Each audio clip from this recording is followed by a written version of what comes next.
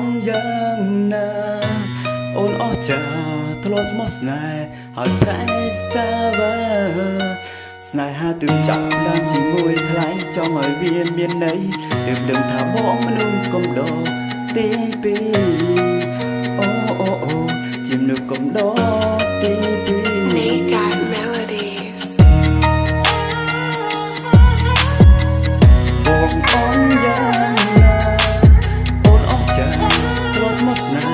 ហើយប្រែសាវាស្នេហាទើបចាប់ផ្ដើមជាមួយថ្លៃចង់ឲ្យវាមានន័យទើបដឹងថាបងមនុស្សកំដរទីពីរអូអូអូជាមនុស្សកំដរទីពីរអូ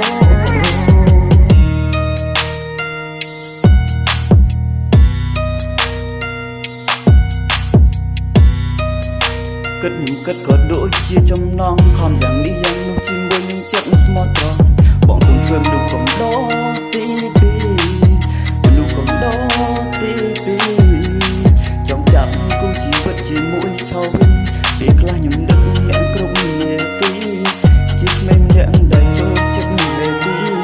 ធំពេញវាយច្បាស់ពីរីអាចលើកទៅកើខ្ញុំវោវីគិតអង្គុយគិតរាល់គំនិតគេបារយកធ្វើជានិតពីតាបណ្ណាប្រាប់ខ្លួនឯងថាមិនអីទេទៅរួចទេអេខ្ញុំគិតពេញខ្ញុំហត់យ៉ាងណាមិនអងសង្ឃឹមនៅតែញញឹម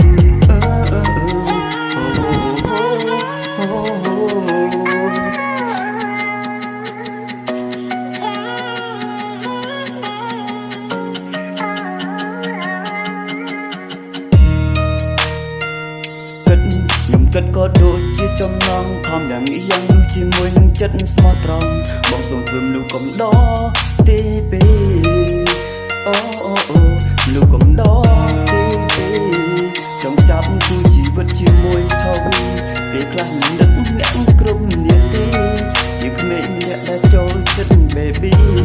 ខ្ញុំពេញវ័យយល់ច្បាស់ពីនារីអតីតកាលឲ្យខ្ញុំ